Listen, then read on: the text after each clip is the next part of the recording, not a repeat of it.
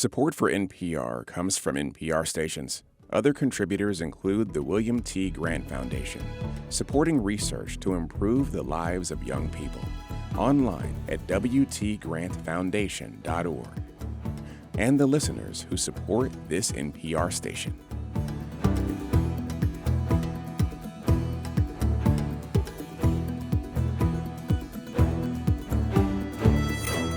It's the Sound of Ideas Reporters Roundtable from IdeaStream Public Media. I'm Mike McIntyre. Thank you so much for joining us.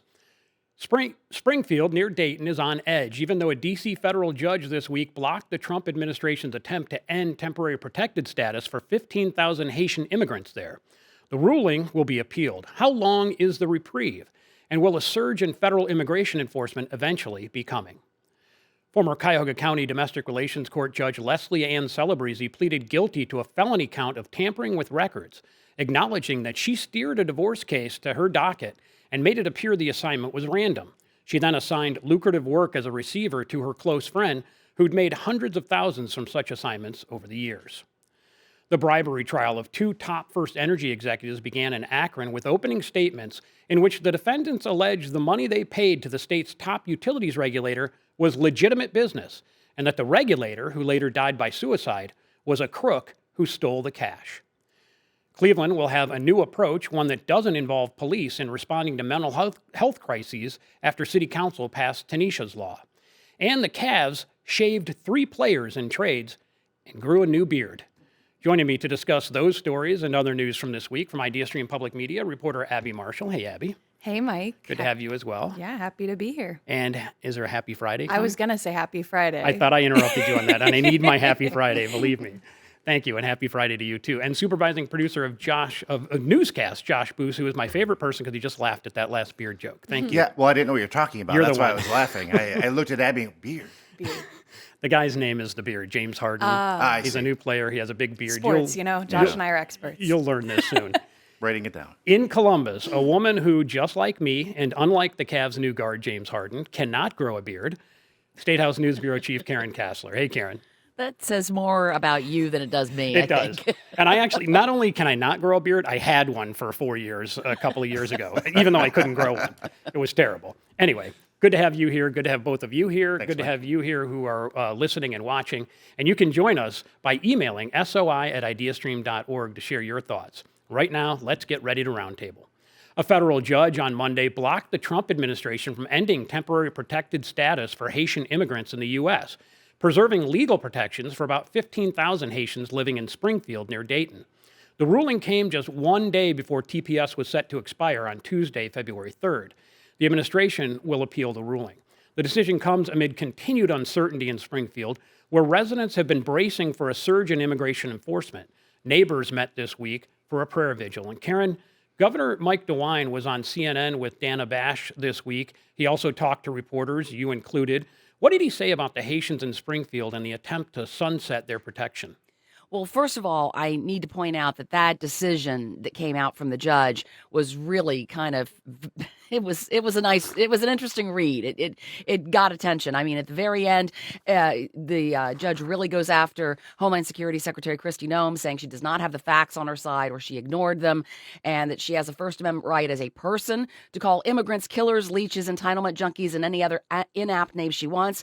Secretary Noem, however, is constrained by both our Constitution and the APA to apply faithfully the facts to the law in implementing the TPS program. So this was quite a smackdown, I guess, from the judge there. But when DeWine spoke to reporters about 2 hours before he went on the air with Dana Bash on CNN, he talked about how he thinks Trump should be getting credit for securing the border, and Trump should be focused on getting rid of criminals, violent offenders, but that he's kind of gone too far here. DeWine is on record saying he supports TPS for Haitians, and so he obviously was pleased with this decision from the judge, but he thinks that it should stay, and that puts him at odds with Trump and with Senator Bernie Moreno. And when you say that he went over the line, one of the words that he used with Dana Bash was that we're at a crossroads with our immigration enforcement, that yes, people want criminal immigrants out, that then you're going to look at people whose status is not legal, and then the top of the line of that are people who are damaging to the country.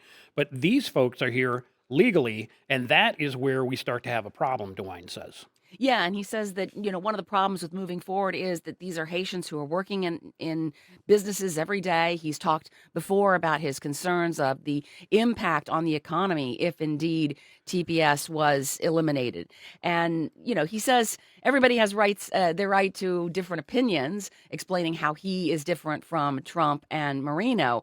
But he really feels strongly that not only are Haitians with TPS in Ohio really needed, but also there's nowhere for them to go because Haiti is a very dangerous country. The idea that it's somehow safe for them to go back is, he said, just it's not true. It's worse than it was before now. And I think it's interesting that we haven't heard from Senator John Husted on this. He represented the Dayton area near Springfield in the House and Senate for several years, and we just have not heard what he feels about this. Yeah, it's interesting. The federal government says it's temporary. This is what Bernie Moreno said, too. Temporary protected status means temporary. Temporary's up, time to go back home.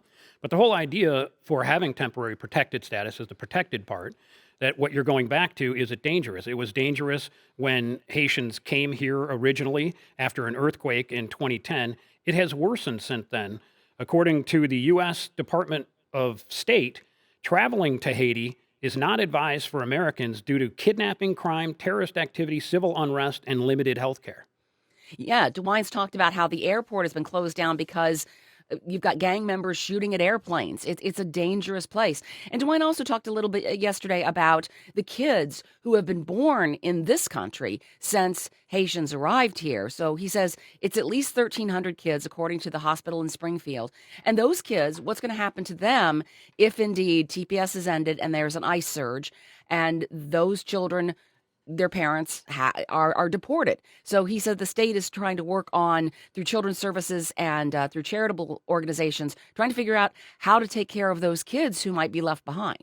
I think if I could just throw something in here, Yeah, Mike. sure. I think that what's so interesting to me is the political aspect, because politically, DeWine is really walking a thin line. He really is talking about, he praised Trump yesterday in that interview with Dana Bash. Oh, the border is secure, but then went on to say, wait a second, look, Ohio's growth in the last few years, over half of that has come from immigrants. We need them here. We need them working here. The businesses will suffer. The economy will suffer. And that's a tough line for him politically to walk, that he continues to do and has for some time, really. And Karen, let me ask about that. Is politically the right word here? Because DeWine is done. If I were him, it would be whatever I really believe, and that's how I would go fully. But he seemed, maybe at his very heart, he is one of these sort of sees both sides kind of people. Well, he basically won in a landslide in 2022. And so even though he disagrees with Trump on some things, this is a state that supported Donald Trump and voted for him in 2024. So DeWine has followed along with some of Trump's policies along with this whole period. But this is an issue I think that he really feels strongly about, not only because of the economy in the Springfield area. Businesses have told him, we will not be able to function without these Haitians because they show up to work, they pass drug tests. We need these folks working in our businesses. But also he's got deep ties to Haiti. He's got, there was a school there named for his late daughter. I think that's still closed because of the environment down there. So I think he's looking at this as a kind of a humanitarian situation and saying that these are people who are working. These are not violent offenders, and giving Trump credit for going after violent offenders, but saying that's where it should have stopped. Well, let's talk about what people are worried about there. Obviously, they're worried about the idea that the status gets lifted, that they have to leave, but it's maybe the means by which they have to leave. There's a lot of worry that there'll be an enforcement push like there was in Minneapolis, and we talked about this a bit last week, but that wasn't assuaged by the ruling or the order that was issued by U.S. District Judge Anna Reyes. Right. I mean, DeWine has said that he doesn't know what the plans are.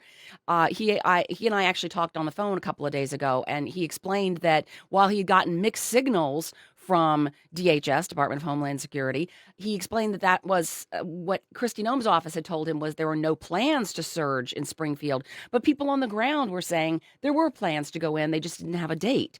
And so he, I think, feels like he doesn't know if they're going to come in, when they're going to come in. And it's kind of like staying on alert here. because you don't know when the Trump administration has said they are going to appeal. They filed their notice of appeal last night. So this is moving forward. And the question is, when is that decision going to come out? All right, you are welcome to join our conversation along with Karen and Abby and Josh by sending email to soi@ideastream.org.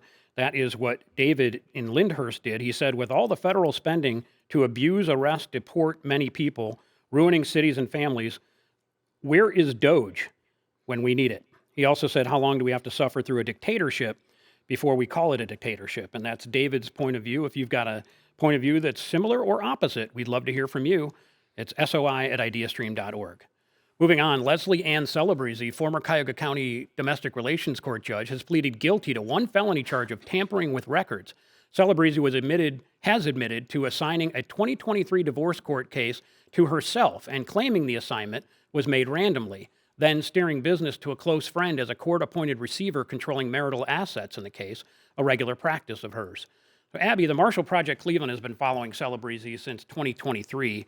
What did their reporting reveal about the former judge? Yeah, and shout out to Mark Puente. He's done some great reporting on this, but it showed that she had a history of assigning cases to a longtime family friend, Mark Dettori, and he was someone that helped run her, was a finance for her campaign, and she approved nearly $500,000 in fees for cases that he had completed. And now this is a big no-no, and there has been a lot of speculation about this relationship, and she had resigned in December, but now she will be pleading guilty. By the way, this is sort of goes back as a family business. The Dettori family has been into the receivership business for 7 decades.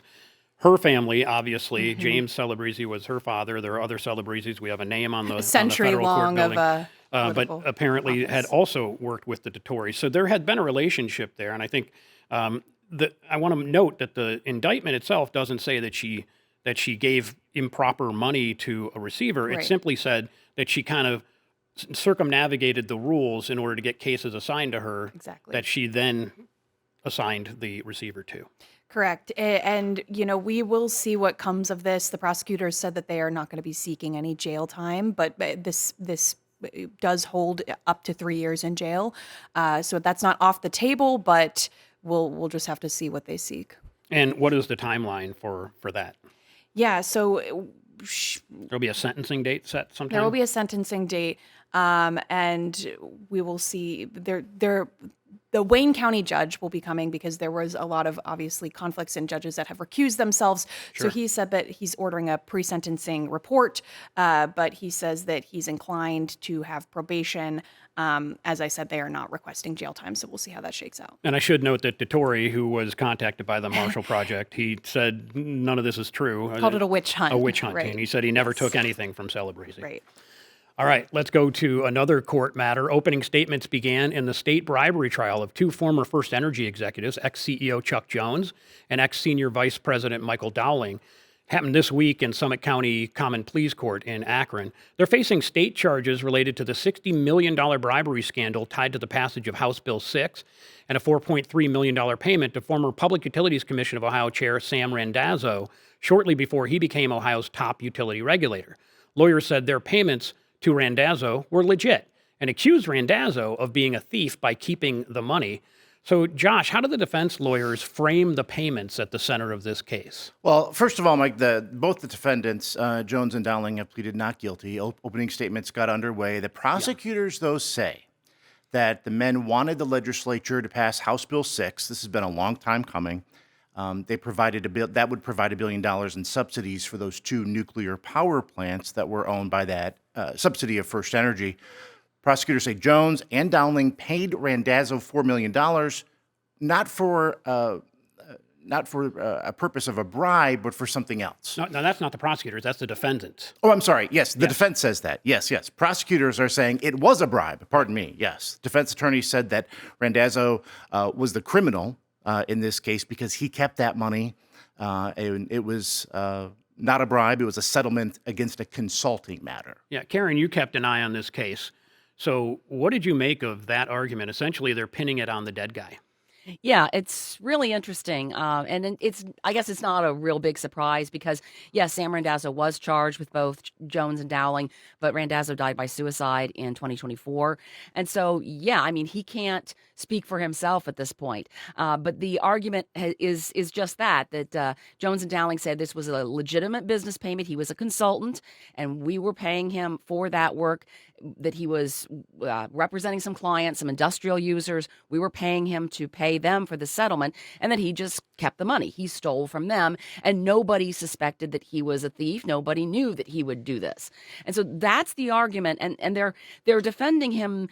Jones and Dowling are separate defenses here, but they're kind of tying their argument together, though they've said very clearly that you will judge each one of them individually, while prosecutors have said, no, this was a bribe. This was clearly done because they wanted Randazzo as the chair of the Public Utilities Commission, and this was the payment right before he became the top utility regulator, just before that $1 billion bailout went through. And then how it benefited them is that when he is in charge, then eventually with the legislature too, and there's been a whole thing about Householder and Larry Householder, the former House Speaker, and his conviction. But HB 6 then gets passed. That benefits First Energy greatly. Yeah, I mean, the prosecution said a lot of this was about the stock price, that both Jones and Dowling, their compensation was tied to the stock price. Obviously, as corporate executives, having the stock go up is a good thing. And so they viewed, according to the prosecution, Randazzo making decisions as the state's top utility regulator as something he could do to boost First Energy's stock price. Now, once again, on the defense side, they said that's not what they wanted. They didn't even want Randazzo as chair. They wanted another guy, that he was a consultant who just basically stole the money they paid him as a settlement that he was supposed to pass along to other clients. This is not going to be a quick trial. No, 2 months probably. And we're going to see, there's going to be some names that people in Columbus, people at the State House will know. But, on the witness list, I believe we've got Governor DeWine and Lieutenant Governor John Houston. Those are names that I know. Yeah, exactly. But I'm not saying that they will be called. I'm just saying that they are potential witnesses, and nobody has ever accused them of anything in this case. And this is just one of other cases that are still to follow, because these two gentlemen are also facing federal charges, which is where Larry Householder was convicted in federal court. He's trying to appeal that, and we've had heard that he was going to try to get a pardon from President Trump. But this case is, it's been House Bill 6 passed in 2019, and we are not through all of this yet. All right. Jason sends an email, says, to me, this case is a perfect example for the need to no longer let the utility operate as usual. Jason's idea, he would like to see the state take control indefinitely. All right, we're going to move on now. A new law has overhauled how Cleveland responds to mental health crises, aiming to reduce unnecessary police involvement in nonviolent calls. Tanisha's law will directly route 911 calls, certain calls, to the city's new Bureau of Community Crisis Response, staffed by trained dispatchers and licensed social workers, along with emergency medical technicians, but not police. So, Abby, what does it change about the way the city responds? So, in the past, if you called and said someone is acting out, police would come. Right. Now what would happen would be someone trained in this type of thing as a dispatcher would hear that and do what? Yeah, so they are required now to hire these dispatchers that can identify those calls. So, someone might not explicitly say, hey, this person's having a mental health crisis, but they're supposed to understand in those situations when they can send out licensed social workers and people that are more equipped to deal with someone experiencing a mental health crisis that isn't police, someone that necessarily doesn't have a gun or isn't doing law enforcement necessarily. It's taking care of the person that's in crisis. There was a long time debate about this, about whether that would be a cabinet level position, completely separate from the police or EMS or fire area. And that was a sticking point. That got resolved with compromise. It is going to be part of EMS. Right. So originally the idea was, the way the legislation had been originally pitched, was to have a separate department that would take care of that. That was something that Mayor Justin Bibb's administration pushed back on. So through compromise with council, they said that this will be a bureau within EMS. So basically EMS will divert that call, and there will be a separate bureau of people that will handle this. I was shocked when I looked at the timeline for this because I guess I've been in this business too long, but I couldn't believe that Tanisha Anderson, which is sort of how this started, her death, how that happened 12 years ago. It was 12 years in the making, this thing. It wasn't introduced, though, until 2 years ago on the 10-year anniversary. Tell me about that process and who introduced it. Yeah, so Michael Anderson, which is Tanisha Anderson's uncle, worked with Case Western Reserve law students that helped develop this legislation. They brought it to council. Stephanie House Jones, Rebecca Moore, former council member Rebecca Moore, and Charles Slife. They all kind of stewarded this through. Stephanie House Jones was really a huge advocate for pushing this through the last few years. But yeah, for those that don't know, Tanisha Anderson was a 37-year-old woman. The police were called to her house while she was experiencing a mental health crisis. She resisted getting in the car after she had agreed to go, and then she died from a takedown move by police. And it's actually a case that helped get Cleveland in the situation it's in right now with its consent decree, where the Department of Justice found that Cleveland police was using too much unnecessary force. And we should note, though, the consent decree, which has now been around for more than a decade. Right. The latest report, which came out Wednesday and Matt Richmond covered, actually has some promising news about use of force. Yeah, they were looking through the 2024 uses of force. There was a 772 use of force cases, and they found that use of force in 97% of cases was necessary, proportional, and reasonable. That's according to the consent decree. So they are making progress. I know Cleveland, because of how, obviously, just in addition to having a police force that takes care of its residents, they're also eager to get out because it costs a lot of money to be in a federal consent decree and have this process, progress monitoring. Right, that 97% was based on a review of 272 use of force cases. Nearly from all from 2024. 2024. Yeah, yes. nearly all from Yes, 2024. yes. All right, and interestingly, on the national level, and I heard a report on this on NPR today, the idea that the Trump administration, has pulled back on other lawsuits that would compel consent decrees. So Cleveland's is still in one, but there Right. are a lot of others that might be in it, but for the idea that the federal government isn't pushing for these anymore. There's been a lot of talk about that, where Trump has indicated that, policing consent decrees, we should pull back on that. Now, again, like I said, Cleveland is eager to get out of it, but they've also been in it for a decade. So they have made progress in some ways. They've instituted all of these different policies, and we even just talked about this law that just passed. So they want to get out of it, but they want to make sure that it's for the right reasons, that progress has been made, that they have achieved these milestones, that sort of thing. If I can just add really quick, Abby, you and I talked about this a little bit. I watch a lot of these meetings for our newscasts, every single week. And what really struck me about Tanisha's law in particular, everybody was congratulating each other. Yeah. There's usually a lot of tension in these meetings, right? Everybody's at arms. But this was a little different. Councilman Brian Casey was really praising House Jones, talking about the dedication. He even went on to say at one point, I remember, this is going to be like your legacy, essentially. Yeah. And that doesn't happen at these meetings very often. So this was substantial. Yeah. No, yeah, House Jones got emotional. There was applause in chambers. It was a lot of the council people felt very proud to pass this. All right, before we go to our first break of the show, going back to First Energy, Karen, Brian says, let's not forget who appointed Randazzo. It was DeWine. Yes, that's true. He did appoint him, and that's certainly, and that could explain, he's on the witness list, though he has not been charged with anything. I do want to add that First Energy has paid a lot in fines and has been saying that they're trying to put the scandal behind him, got rid of all their executives, have a new CEO. But First Energy also requested to reset its distribution rates to increase their annual revenues recently. So people probably still don't have the greatest opinion of First Energy sometimes. And it's interesting to note the company essentially admitted its role, but Yes. the executives now are being held to account. Yeah, the company was really early in admitting their role, but yeah, it's the executives that are being tried separately, and the company says we're moving on from this. Okay, time now for a quick break, and when we come back, we'll discuss new parking regulations in downtown Cleveland, how they're being received by businesses, and Ohio House bills that aim to regulate artificial intelligence use and stop high school and middle school athletes from earning money through brand deals. That's a whole separate story. All three of those we'll address right after this break. It's the Sound of Ideas Reporters Roundtable. I'm Mike McIntyre. Stay tuned.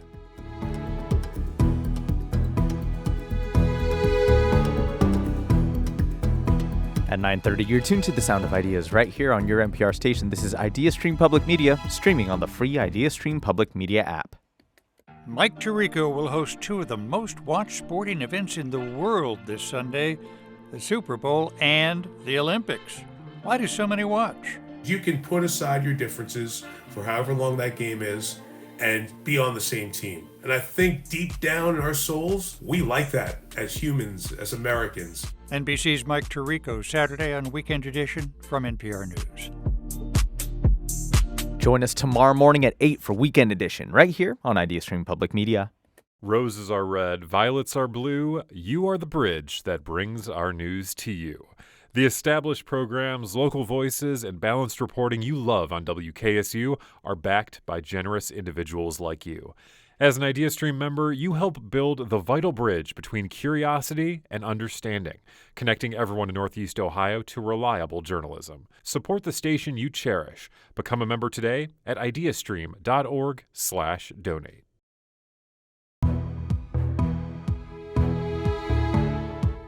You are back with the Sound of Ideas Reporters Roundtable from IdeaStream Public Media. I'm Mike McIntyre, along with Josh Booz and Abby Marshall. We also have Karen Kassler in the State House News Bureau. A note before we get back to the roundtable, take our IdeaStream News Quiz. It publishes every Friday. Test your recall of the news of the week.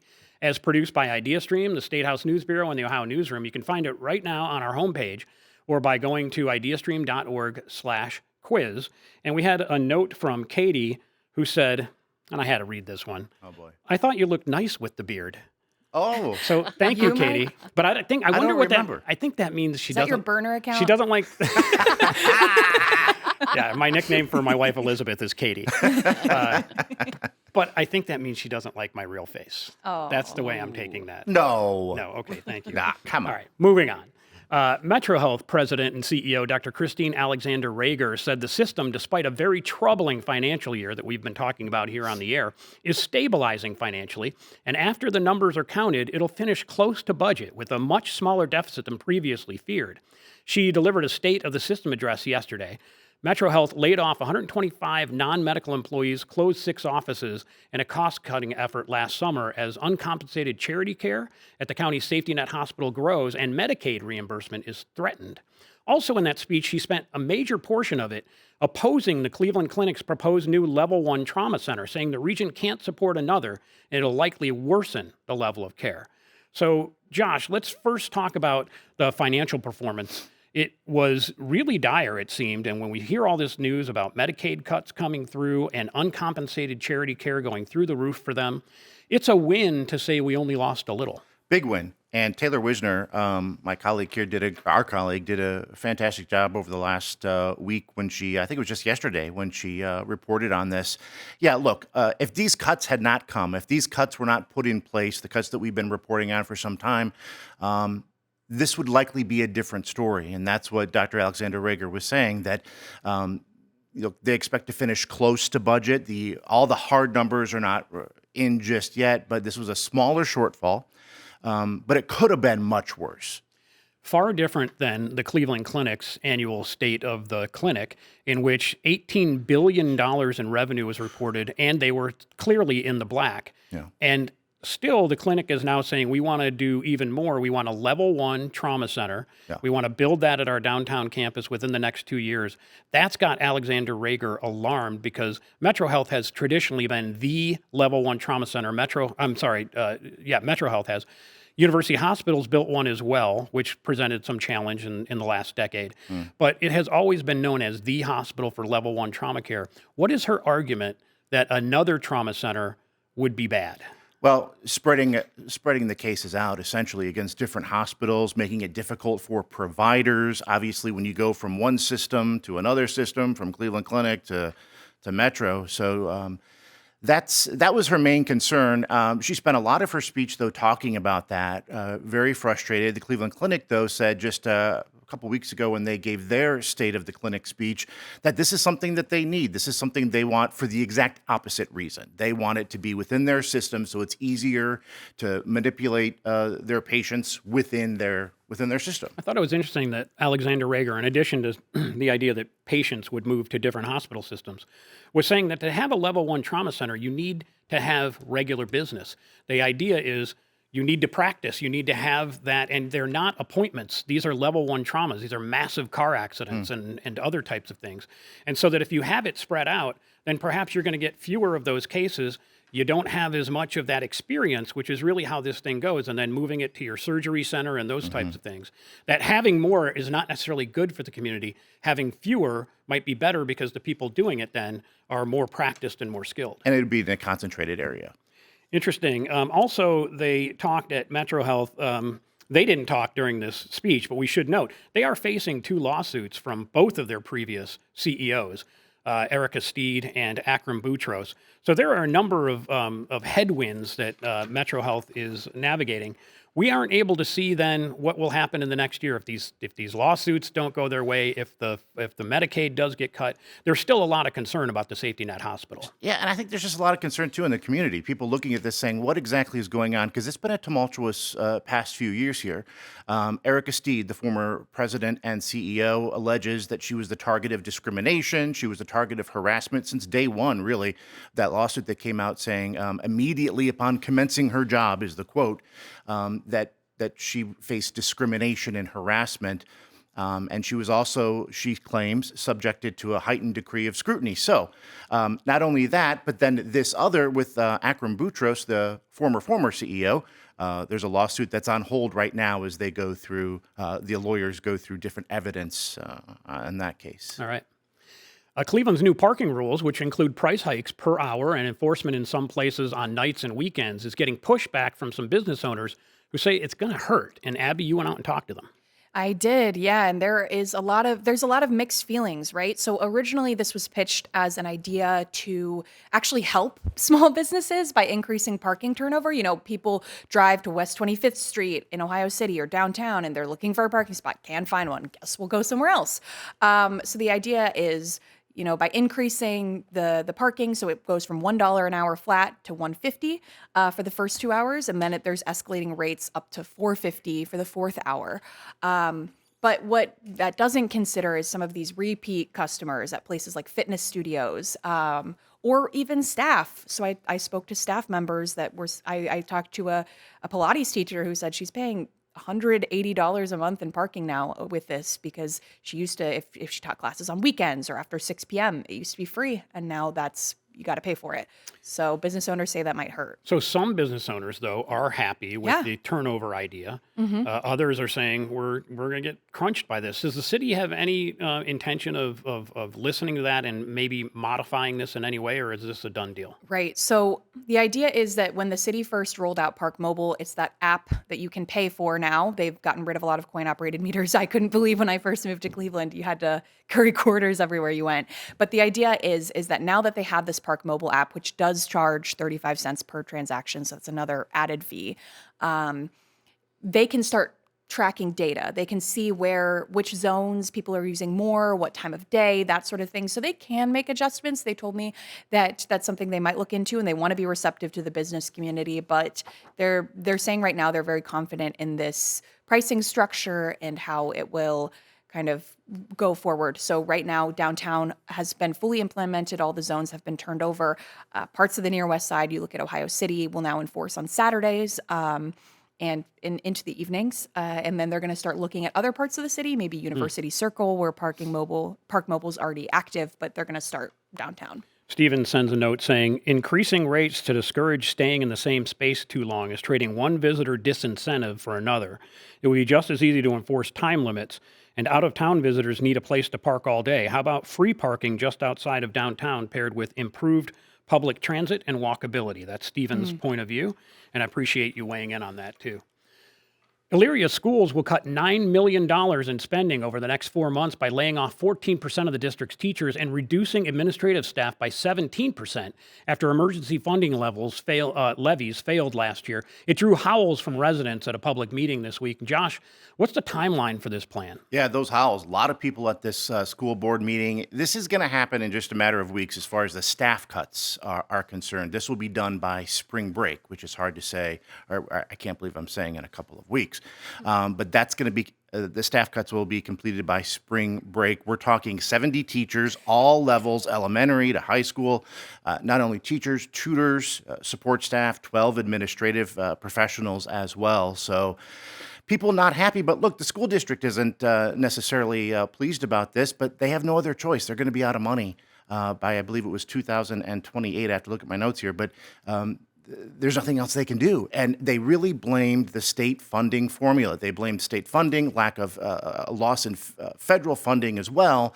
And then, of course, going to the voters, the taxpayers in the district didn't work out. Not once, but twice. We know about the cuts to elementary teachers, 13 of them, 14 middle school teachers, 18 high school teachers, 12 substitutes, tutors, student support service. Everyone's getting it. Administrative personnel. Yeah. But also crossing guards. Yeah, they're going to eliminate some of the contracts with crossing guards. Not only that, and I thought this was interesting. I was talking to my colleague, Jeff Sinclair, in the newsroom about this because I couldn't believe this. But what they're going to do is impact their bus routes. So right now, the state minimum, you have to have a 2-mile radius within the state if you want to have that's the minimum or the maximum amount. Pardon me, for buses to come in. If you live within 2 miles, the buses can take you in. They're going to make that farther out. Pardon me. They'll shrink it. They're going to shrink it. No, they're going to expand it out so that you can essentially more people are going to need to walk to school or not be able to have the bus. So right now that radius is 1.25 miles. They're going to expand that to a 2-mile radius. My apologies. So right now, if you're outside the 1.25 miles, you get a bus. If you're inside that 1.25 miles, you can hoof it. Right. What they're saying now is that radius will be 2 miles. So if you're within 2 miles, it's time to lace up your shoes. Yes. Okay. The Ohio House Technology and Innovation Committee heard testimony Tuesday on House Bill 524, a bipartisan proposal that would allow the Ohio Attorney General to fine software companies up to $50,000 if their AI models suggest or encourage self-harm, suicidal ideation, or public violence. Karen, let's talk about the bill's sponsors, what they intended to do, and also are AI devices or chatbots or those types of things, are they telling people to hurt themselves? Well, I think there was a pretty high-profile case. I think it was out of Massachusetts, where a family of a young man who died by suicide claimed that it was some sort of a chatbot or something that kind of led him down that path. And I think there's been a concern that these chatbots, sometimes they can suggest things that maybe would not be the best choice for a person. And so this bill from Representative Christine Cockley, who is a Democrat, and Ty Matthews, who is a Republican, would aim to protect kids and also have some fines attached. And that fine revenue would go to the 988 Suicide and Crisis Lifeline. So you've got the Ohio Suicide Prevention group that's saying this is a really good idea and we support this. Right. And you mentioned the one case, Tony Coder, who is the CEO of the Ohio Suicide Prevention Foundation, says he knows of at least 4 cases where victims used AI to write suicide notes before taking their own lives. He also noted that only 22% of teenagers who turn to AI for mental health advice get an appropriate response. That's another thing. They're using AI as their therapist and it isn't adequate. Yeah, and that's really part of the whole problem here about access to mental health treatment. I mean, it's when you can't get an appointment or you feel that there's too much of a stigma to ask, you're ashamed to ask, which you shouldn't be, but it's still out there.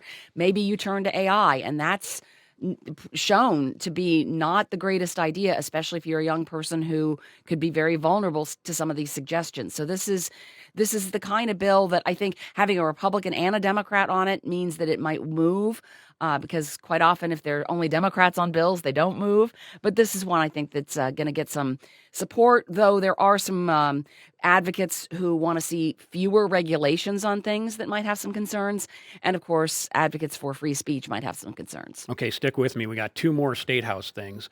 Ohio's Attorney General has certified the title and summary of a petition aiming to overturn a law that imposed new parameters on legal recreational marijuana in Ohio. Advocates of abolishing Senate Bill 56, Ohioans for Cannabis Choice, can now begin collecting signatures statewide to put the issue before the voters. Usually on these things, you get that roadblock from the Attorney General saying the language is not appropriate. In this case, the language passed muster. Yeah, he had rejected it once before, Right. but that quite often happens. So now the goal is to get the signatures. They need more than 248,000 signatures to qualify for this fall's ballot, and it would be a referendum. So it repeals a law. It's not a constitutional amendment because a constitutional amendment requires a lot more signatures. And this is turning out to be kind of a turf war of sorts because you've got this Ohioans for Cannabis Choice, which is the group that is pushing this. They oppose a ban on intoxicating hemp and some of the changes that lawmakers made. But then there's the Ohio Cannabis Coalition, which actually put together the Issue 2 bill that voters approved in 2023. They're opposed. So this is really, we're seeing like hemp retailers, especially, that are kind of beefing over this, I guess. And this is kind of a turf war of sorts. Let's talk about the money. This is the first year that cities have collected their share of the marijuana cash. It's been a boon to many of them. Yeah, I mean, it stands to reason that the urban areas would have more. Columbus had the most, $4.7 million. We have 20 dispensaries in Columbus. Cincinnati has $2.5 million they brought in. But what's interesting, I think, is that the third highest sales was Columbia Township, just outside of Cincinnati, where they only have 2 dispensaries. But they were the third highest sales in the state at $1.6 million. And they say it's because they were the first to open and they're right off I-71, and that's how they've done it. And where are they? Where is that county?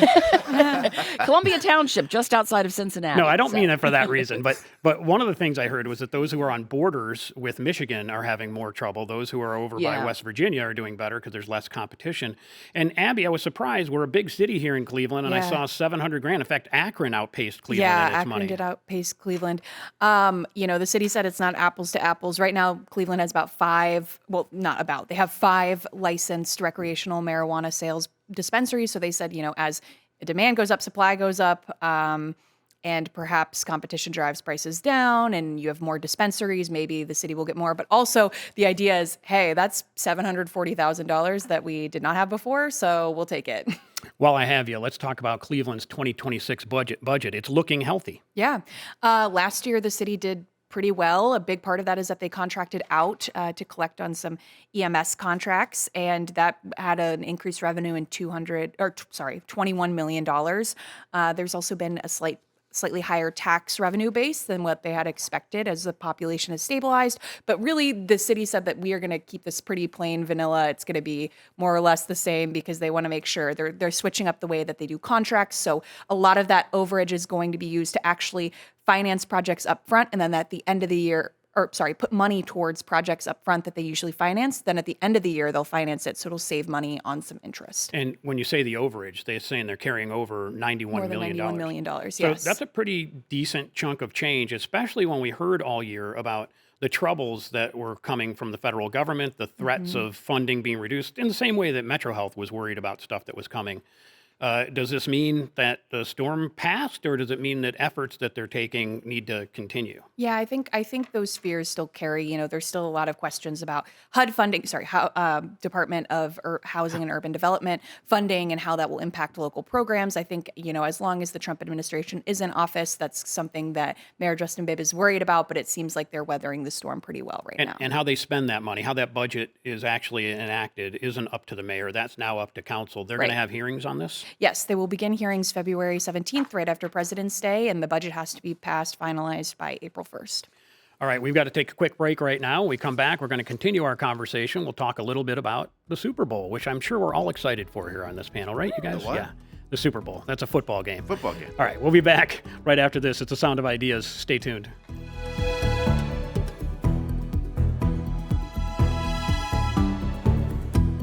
At 9:49, you're tuned to the Sound of Ideas right here on your NPR station. This is IdeaStream Public Media. Support for our programming today comes from you, our listeners. It also comes from Severance Music Center, Mao Fujita in Recital, February 17th at Severance, ClevelandOrchestra.com. Great Lakes Theater presenting The Heart of Robin Hood on stage at the Hannah Theater Playhouse Square through February 22nd. Action, adventure, and heart combined in this reimagined adaptation of the legend of Robin Hood. Information at greatlakestheater.org.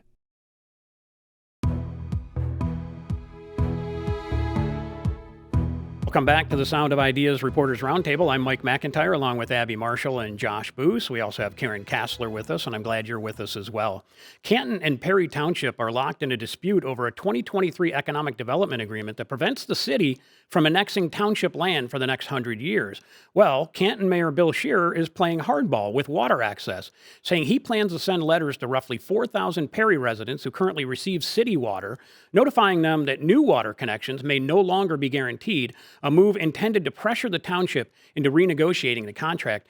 Josh, it seems like, okay, it's a standard, I don't get it. But when I think about it, I'm like, okay, we're playing some hardball here with Talking a about township water. and a city about people's water. Yeah. About people's water. So here's the thing. The people right now will not be current customers, I should say, will not be impacted if you're on this system now. But if a property is sold, different story. The new buyers must sign a new deal with the city, and the water service is not guaranteed. In fact, 10 so far have been denied unless they do sign a new contract. I think, look, the goal of the letters obviously is a little pressure, but also just basic awareness. Give residents clear details that there's an impasse here. It doesn't look like Canton is budging. It does not look like Perry Township is budging either. Canton wants that contract renegotiated. Perry Township wants to keep it as is. So Canton wants to gobble up some land, it sounds like, and Perry is saying we want to protect our borders. We want to keep it how it was. We want to have our autonomy, and it doesn't look, at least right now, that anyone's going to move. Maybe there'll be this pressure will change things. All right, we will definitely keep an eye on that. We've also been keeping an eye for, years now on the Browns' construction plans in Brook Park.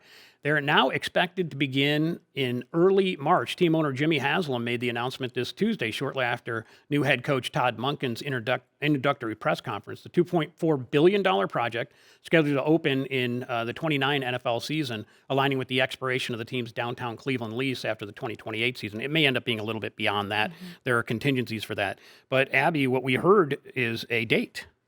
Yeah, I know. It's finally here. It's like we've been talking about it for so long. And there were a lot of questions about whether this temporary restraining order on some of these funds would stop or halt or slow construction, but it seems it's full steam ahead. So not only the funds, the state funds are still in flux because of a lawsuit over whether you can use these unclaimed funds. Right. But also, Josh, there's that lawsuit by Dennis Kucinich that's still out there, and Jimmy Haslam's basically like, listen, we're going ahead. Yeah, we're going ahead. And I thought it was interesting. And the little press gaggle after that news conference with the new coach, Todd Monken, Haslam was asked, so are you concerned about these lawsuits? And he was calm. He was collected. He said, look, this is going to be, we are going to start in March the biggest construction project in the history of Cuyahoga County. And I am not worried, essentially insinuating that he had no concerns about these lawsuits. And so far, things have worked out for them. I got to say, the Haslam organization, I feel, has been one step ahead of this every single time. With the lawsuits, they come out. With the county concerns, they came out ahead of that. So let's hope one day we could say that about their team on the field. Ooh. And no, I'm saying let's hope. Yeah. Let's hope. Listen, I'm offering Fingers hope. crossed. Absolutely. Columbus will become the first city in Ohio to host an Olympic competition. I had no idea you could do this because the Olympic Games are in Los Angeles in the summer of 2028, but they're having preliminary soccer matches in a variety of cities, and Columbus was one of those that was picked for it. It's the Scotts Miracle Grow Field, used to be Lower.com Field, in 2028. Haslam Sports Group, the co-owner of the Columbus Crew, played a key role in it. It's their facility. And I thought to myself, if you can be a city that's not the host city that can host one of the things, is it too late for Cleveland to get cross-country skiing for the Milano Cortina games? Can we late, maybe. Get them over here? We've got the perfect environment It's right for that. outside our houses. What about enough the where fans can get tickets to the 2028 Olympics? I know you guys are probably be heading out to Italy, maybe not locally, but what about getting tickets for that? How do you get it? Ticketmaster? Well, you can register now. LA 28 ticket draw until March 18th. The first ticket drop starts on April 9th. Okay, very good. Okay. Hey, let me dip back to our discussion about the chatbots and other AI telling people to self-harm. Tom sends us a note. He says, LLMs of all type, and he means learning language models, does not know what ideas it expresses. It's a flawed calculator which converts numbers to word patterns. Understanding this is the key for all users to maximize its benefit and minimize its harm. So that's Tom's assessment of that. Apparently has some sort of technical background, Tom. Get your messages all the time. Did not know that. Moving along, we're going to talk about our favorite basketball team, and that is the Cleveland Cavaliers. They made a number of trades this week. Gone in separate deals are DeAndre Hunter and Lonzo Ball, and most notably, one of the so-called core four, Darius Garland. They actually took that banner down from the building across from what do you call it now? Rocket Mortgage Fieldhouse. I'm so old, I'll call it Gund Arena. Isn't But it just it was Rocket Arena? Rocket Arena. Yeah, okay, sorry. See, I know a sports thing, Mike. You're an aficionado. I said it wrong. Darius Garland was traded to the Los Angeles Clippers in exchange for All-Star guard James Harden, also known as the Beard. We talked about him earlier. He's got this big giant beard. Anyway, if you've never seen him, look it up. You'll know why. The move marks the end of Garland's 7.5-year run with the Cavaliers. Hunter was here for a year. Ball arrived just this season. And Karen, let's talk about that. I know you're more of a Guardians fan, but you love Cleveland sports in general. Yes. What about this move, getting this all-star who has been on 5 teams in the last 4 years, something like that? Actually, this is number 6. 6 teams. Yeah, so he's been the NBA's MVP once. He's an 11-time All-Star. He has a gold medal from the 2012 Olympics. So he's got a meme, if you've seen the memes out there of him kind of giving the side eye as he's walking away from a reporter. Yeah. And he's got the beard. So, and I think, he's also got, I think, some maturity here. As my son reminds me, he's old. He's in his 30s. So, but that can really, if the Cavs really look like they're positioned for the playoffs, this could be a really positive move. And it kind of stinks for Darius Garland, though, that he didn't get to be here for it. Cavs also added Dennis Schroeder and Keon Ellis to the team. We'll see what the new team looks like. And by the way, Abby calls people in their 30s old as well. What? No. She was the only one at the table here that didn't scrunch her eyes. Exactly. When she said that. All right, let's get to this. We got to round it out. Super Bowl 60 will take place Sunday in Levi's Stadium in Santa Clara, California. The Patriots are taking on the Seahawks, and I want to know exactly what you're doing during the Super Bowl. Reading this script was how I found out the Super Bowl was this Sunday. And what did you plan? What did you plan for this Sunday? Someone told me. Maybe it's play practice? Yeah, I think I have I have a rehearsal for a play. Yeah, you have a rehearsal, and I know somebody Yes. that's in that play who was like, "Are you kidding me? She's planned it for 7 to 10 o'clock on Super Bowl Sunday night." Sorry to that person. All right, that happens sometimes. You can pronounce the name of an arena, but you schedule your personal stuff during Super Bowl Sunday. So sorry. It happens. Well, Josh, you will be sitting in Well, front I think Meet Me in St. Louis is on AMC at about that time, so I'll be watching that. All right. Thank you, all of you,